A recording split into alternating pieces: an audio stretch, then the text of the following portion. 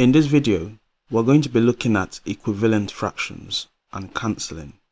In the example, we're asked to write the following as fractions in their simplest form. We have 12 over 60 as our first fraction and 72 over 90 as our second fraction.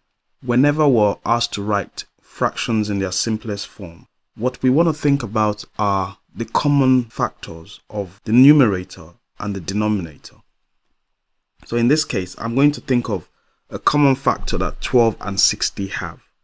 6 divides into 12 and it also divides into 60.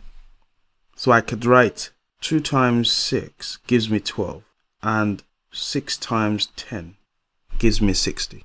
I can cancel out the 6. So I'm left with 2 over 10. I can cancel this further down. 1 times 2 gives me 2 and 2 times 5 gives me 10. So they have a common factor of 2. 2 divided by 2 goes 1. So I have a final answer of 1 over 5. For 72 over 90, I have a factor of 9 and 8 for 72.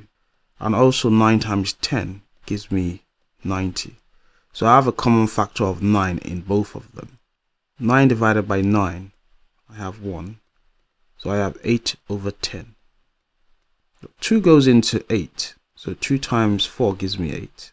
And 2 also goes into 10. 2 times 5. So I could cancel out the 2.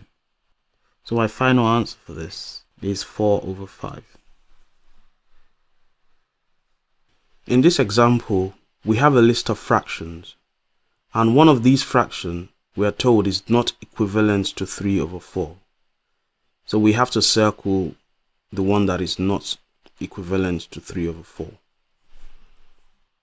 For 33 over 44, we have a common factor of 11 times 3 and 11 times 4.